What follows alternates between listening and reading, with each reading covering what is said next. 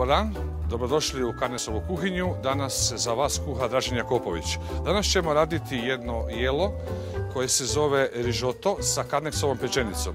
Dakle, ovaj put sam izabrao karneksovu dimljenu pečenicu za glavni sastojak što se tiče mesa. Tu ćemo još upotrijebiti šampinjone, malo limuna, luk, masla s maslinovo ulje, mediteranske začine i nešto, znači grana padanu i kačkavalj. Stavimo malo maslinovog ulja u posudu, stavimo luk, može ovako komad luka, znači srednji luk možemo staviti kao polovicu, trećinu, kako ima, znači zavisi od koje količine radimo.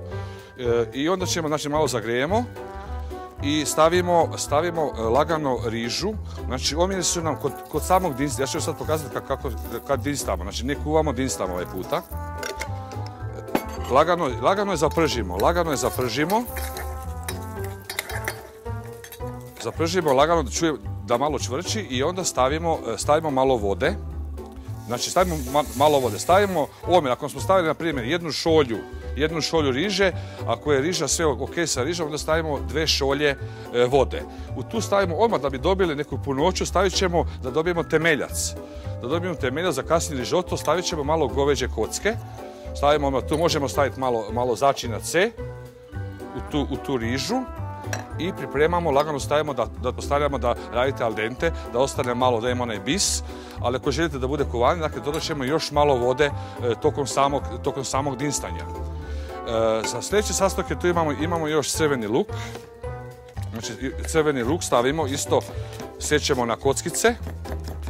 Na sitno, može i malo krupnije, dakle sve zavisi, ako želite taj luk da se poslije kod samog rižota, on će ostati malo, on će se izdinstati, omekšat će, ali će se malo, može ostati čak i vidljiv po meni, dakle nije sad ono da mora kao da se raspadne, ne, to nije istina, on može ostati malo onako grublje, ja volim tako, znači kod rižota, bitno kod rižota, da ostane nam kremac, da nam bude kasnije struktura, kad dodajemo maslac i ovo, taj parmezan ili već, da nam ostane struktura rižota, da nam bude onako kremoza, znači kremasta. Stavimo kombinaciju malo maslinovog ulja, ja dosta, kao što primijetite, ja dosta radim sa maslinovim uljem, možemo staviti malo običnog ulja, da nam ne bi ovo pregorilo.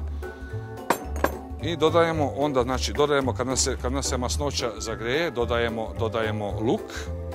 U međuvremenu pripremimo šampinjone. Ja sam ovaj puta izabrao, znači radit ćemo sa šampinjonima i sa crvenom paprikom. Vi možete raditi ovo na crveno, možete raditi na belo. Znači ovaj puta ćemo raditi na belo kao sa pavlakom, rižoto. Tako, znači šampinjone, međuvremenu mi kad nas čekamo da nam se ovo zagreje, stavit ćemo pečenicu, isto možemo je na kockice, možemo je seći na rezance. Evo ja ću sad ovako kombinaciju, malo neka bit će jedan dio kockice i jedan dio ćemo staviti na rezance, takozvani julijen, to je to. I sad, znači, rižu lagano i uvijek, znači kad bude negdje na pola puta, što je isto bitno, možemo rižu da sklonimo, čak možemo da je stavimo u rernu, poklopimo i stavimo u rernu da ona sama nadođe i bude kako treba. Luk, znači da nam malo, izglaziramo ga malo na maslinovom ulju, da dobije malo boju, da malo, mi kažemo da malo uvene, da omekša i onda kad to bude gotovo, čekamo sekundu da on radi i onda stavljamo pečenice. Isto je poželjno da ona malo dobije, da se ona malo zapeče. Dakle, da dobije malo boju i da nam nije ovako, znači da dobije boju, da dobije malo miris i da se sjedini sa lukom. U međuvremenu šampinjone možete na listiće. Sjećamo na listiće šampinjone. Pripremimo si ovdje. Papriku možete na kockice. Recimo možemo i kombinaciju, možemo ovu žutu papriku možemo na kockice sjeći, a pripremimo sve ovdje, znači ne spajamo. Radimo po dužini pripremanja, znači nikad nećemo staviti papriku i šampinjon ili recimo ako imamo tikvicu, znači ide celer, šargarepa, pa po tvrdoći stavljamo povrće da nam se ne bi dogodilo neko raspadanje i da ne bi ostali bez tog povrća. On se osjeti u sosu, u nekoj strukturi, ali izgubit ćemo, vizualno će nam se izgubiti. To smo završili, znači dodamo šampinjone. Isto lagano sve zajedno spajamo. Malo isto sačekamo malo da dobiju bojicu. zajedno sa pečenicom. U međuvremenu možemo staviti malo maslaca sada, kod samo da dobijemo, već da nam se lagano stvara kremica. Da dobijemo lagano kremozu, da nam bude struktura kasnije, da nam bude vizualno i da bude kremasti rižoto. Evo, lagano se čekamo to sada još malo. Šampinjoni već imaju neku malu boju. Dodat ćemo paprike. Dodat ćemo malo žute paprike. Znači ovo isto bit će boje, bit će baš lijepe boje će biti. Stavit ćemo crvenu, što smo rekli, možete nju na rezance. Znači ovo je sve vrlo jednostavno, samo trebate paziti na to kako ćete pripremati namirnicu po toj tvrdoći, da vam ne bi došlo i da ostane, da se osjeti ta namirnica u tom krajnjem, u konačnici u jelu. Evo, to je to.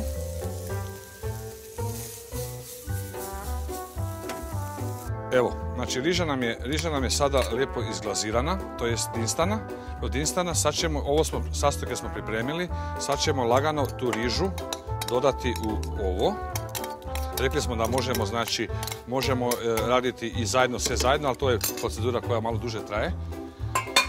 I tu smo, znači, temeljac, stavili smo malo temeljca, ostalo je malo temeljca u riži, evo, imamo tog sokića malo, a možemo sad, ako još imamo negdje bazu neku, ako ne, možemo staviti malo vode da dobijemo neku bazu. Možemo staviti mrvicu vode ili ako imamo temeljac, može biti supa, goveđa supa, pileća supa, nebitno, znači da imamo to, neku bazu, ili možemo vode, dodamo malo začina vegete, dodamo malo mediterana. Imamo provasanska mješavina, možemo staviti malo ruzmarina. Sad skinemo sa vate, dodajemo maslac i dodajemo kačkavalj. Kačkavalj dodajemo da se lagano rastopi, ali ne mora do kraja, može čak i da ostane malo, onako samo da se malo sjedini, da se dobije struktura. Njega stavimo ako gore, stavit ćemo malo maslaca još, da dobijemo kremozu. To. I stavit ćemo malo korice limuna, ćemo narendati malo, vrlo malo zbog arome. Tako, i dodajemo pavlaku za kuvanje. Znači pavlaku dobijemo samo kao vezivo, vežemo ga kao da bude ta kremica i sa njom dobijemo kremicu. Kad se sjedini riža sa sastojcima, naravno probamo ukus, dodajemo još malo soli možda, sad po želji može bibera. A može malo i crvene paprike ako želite, malo dobijemo neku roze boju, ja volim malo se igra sa time, znači možemo malo i paprike, čak ako volite malo ljuće, možemo malo tu, vrlo malo, a možemo i aleve, obične slatke paprike, dodajemo da dobijemo neki mali roze, kao neki prelaz između, onako, sa beloga na roze. I na kraju ćemo dodati, kao u karbonaru, možemo dodati, ne moramo, znači možemo dodati jedan žumanjak. Znači ovo slonimo sve, ali bitno je kod žumanjka kao i kod nekih drugih jela, kad završimo, znači kad nam se sve napravi ta kremica, onda dodajemo žumanjak na kraju kad smo slonili sa vatre. Zašto? Zato da nam se ne stvore grudice. Ako sad stavimo ovo da se kuva, doći će do grudvanja. Evo, taman se sada, sir nam se lijepo rastopio, krasno. Evo, serviramo lijepo tanjir ovako. Vidite ovaj sir, ovo je fin, znači dobili smo ovu kremicu i ovaj sir se razvlači. To je bio cilj ovog sira, kačkavalja, koji smo stavili na samom kraju i dobili smo ga, znači ona se nije raspao, mi njega ovdje vidimo, imamo ga i tu sad eventualno možemo još malo grana padane, možemo ovako, znači ako nemamo renda, možemo ovako na grubo, možemo stavimo ovako okolo. Stavimo to, stavimo malo peršina, možemo opet naši peršin, da završimo sa peršinom. Malo ljute paprike kako neko želi. Evo, to bacimo tako. Malo papričice ljute, može sa vrha, isto malo da dobijemo punoć, ali nismo je kuvali, znači da bude malo blaža. Završimo, čistimo i kraj. Dobar tek u slast.